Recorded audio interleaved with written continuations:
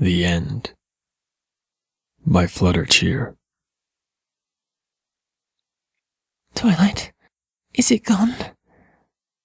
Twilight looked up to the sky, her eyes wandering over it until they had reached the horizon, where the giant, fire-spitting beast could still be seen. Yes, the mare answered with a weak voice. She tore her eyes away from the sky and looked down to her friend, who worked herself out of the charred remnants of what was once her boutique. She wanted to help Rarity, but as she had finally managed to get herself out of her paralyzed state, her friend had already succeeded in her task. The former fashionista stepped at Twilight's side, her legs shaking. Twilight looked into her eyes. The expression in them was hard to tell for the young alicorn. Sadness, grief, or just pure shock over the events of this day. She couldn't tell.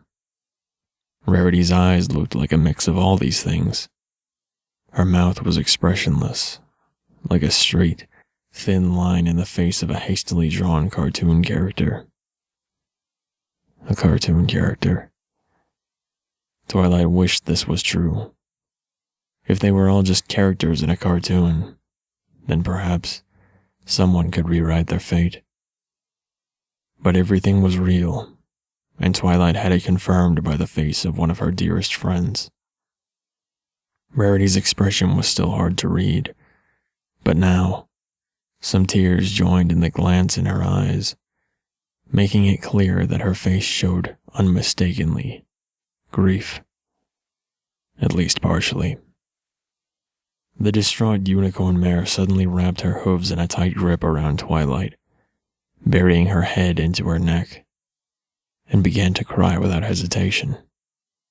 Twilight knew she had to say something, anything, but she couldn't. Out of words, she leaned her head against Rarity, tears streaming out of her eyes now too. So much happened, and she knew it was useless to say anything anyway. No words of wisdom or comfort could change what happened, or undo it. No matter what she would say, nothing would be enough to calm her friend, or herself, or any pony she knew.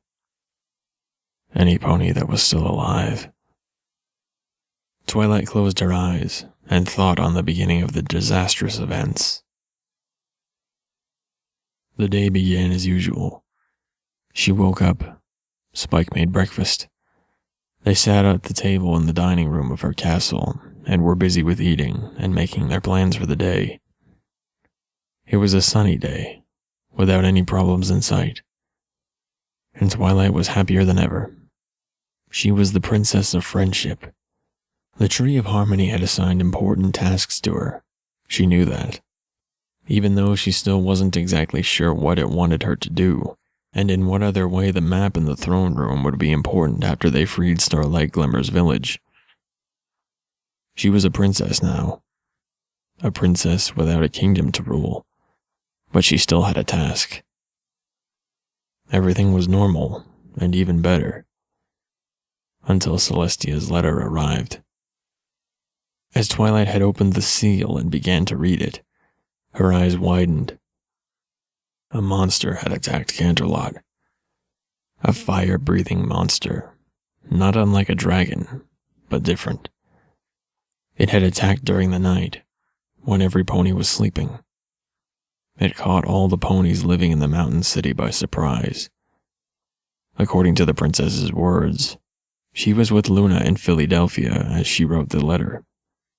Both of them fought hard for the capital city of Equestria, but in the end, they had to give up.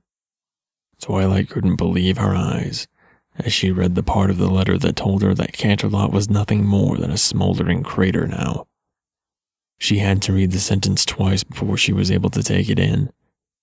Canterlot was destroyed. There were no survivors. Luna and Celestia were the only ponies who could flee. Twilight had to set down the letter after she read the horrible news.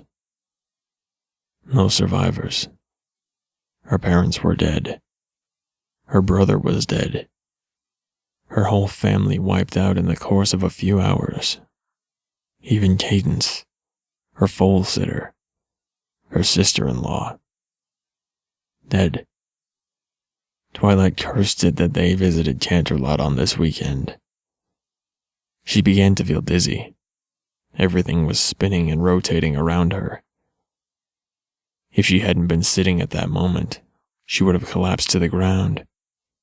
It was Spike, who tried to keep a cool head despite having read in her face how much was at stake, who threw her out of this state. Twilight, you have to continue to read. It's important, he said, and shook her at the shoulders. The rest of the letter told Twilight that neither Celestia nor Luna knew what this creature was. They had fought dozens of Equestria's enemies in ancient times, some of them bound to return. But this one was unknown to them. The only explanation they had was that it was far older than them, and far older than Equestria. An enemy so old that no living pony could remember its existence, and neither of them knew where it came from. They only knew what was obvious, that it had to be stopped. Stopped before it would do with the rest of Equestria what it did with Canterlot. And it was on the way to Ponyville to continue its work. The only advice the Princess of the Sun had to stop the monstrous beast was to retrieve the elements of harmony and to alert Discord for help. Twilight did as her mentor told her. She did not have much hope that the elements would do anything to stop this monster, considering that it was so old that even Equestria's oldest princesses were not aware of its existence.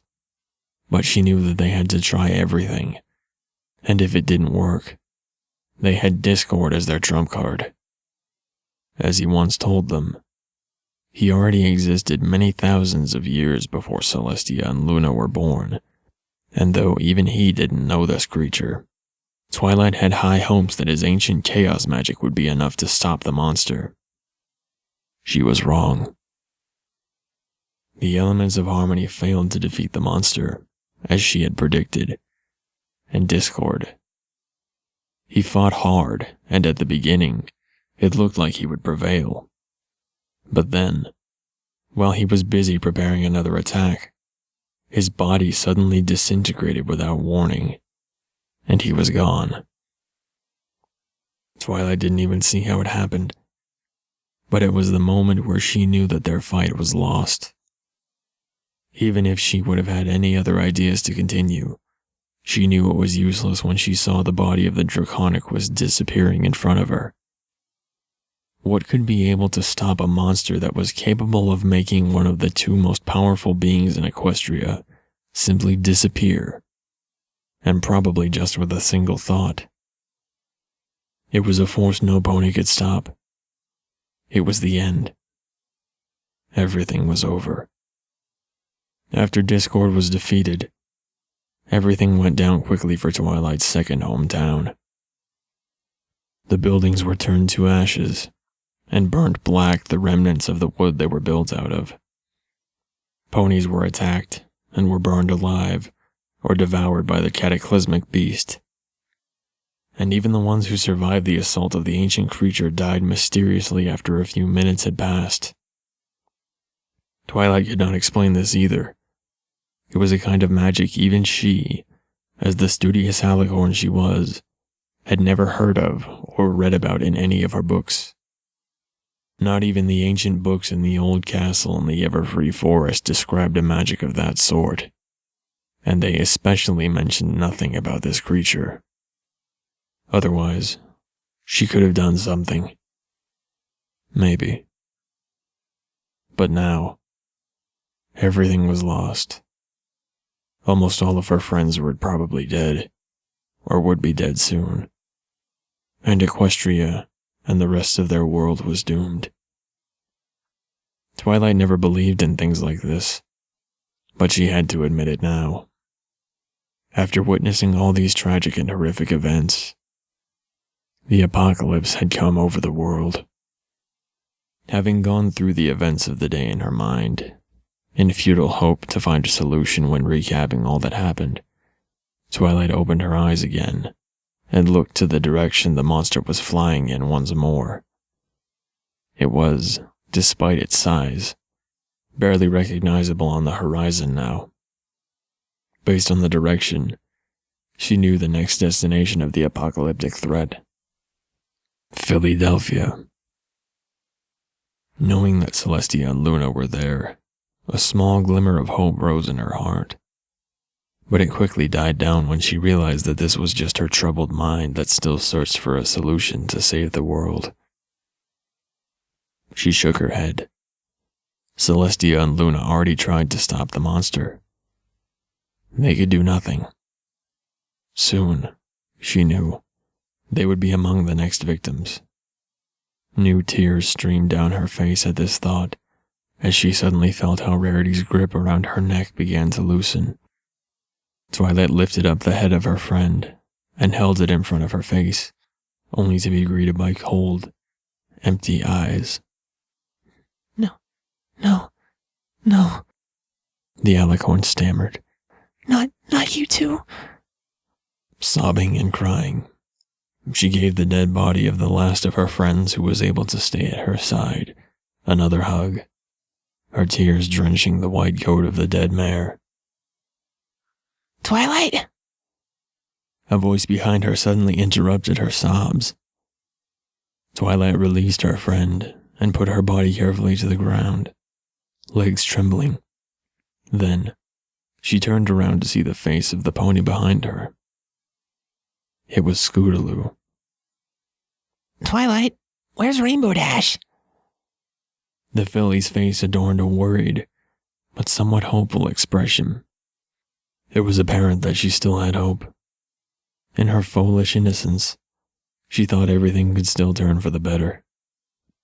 I don't know, Twilight answered. Of course, this was a lie. Twilight herself saw Rainbow Dash falling directly in front of her. But this was something she couldn't tell Rainbow Dash's #1 fan and appointed little sister. The mare rubbed some tears out of her eyes and set up a confident smile. Then, she walked over to the filly.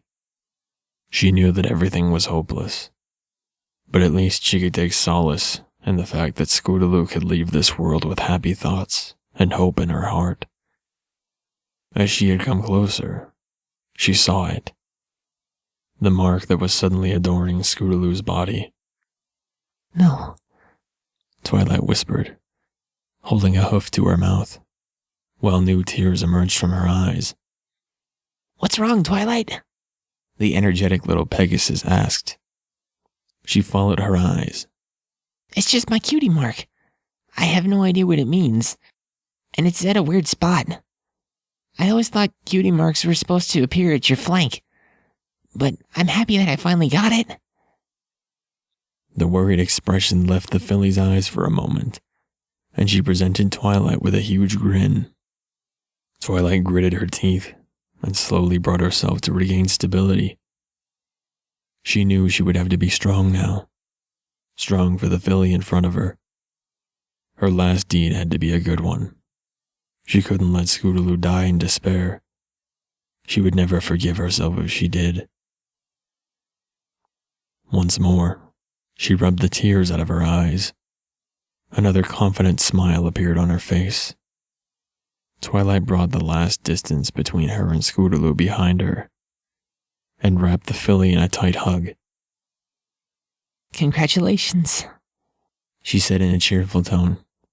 I'm sure you're happy that our lessons finally paid off. Twilight could feel at her neck how the filly eagerly nodded. Scootaloo tightened the grip around Twilight's neck out of sheer joy. But of course, the mare knew what happened. She had seen this mark on the bodies of so many ponies that escaped the creature's attack. And even though she did not know what it was, and what kind of magic was responsible for its creation, she knew what it meant for a pony that was cursed with its presence. But Twilight shoved away the thought that the unholy mark of the creature did not even stop for little fillies.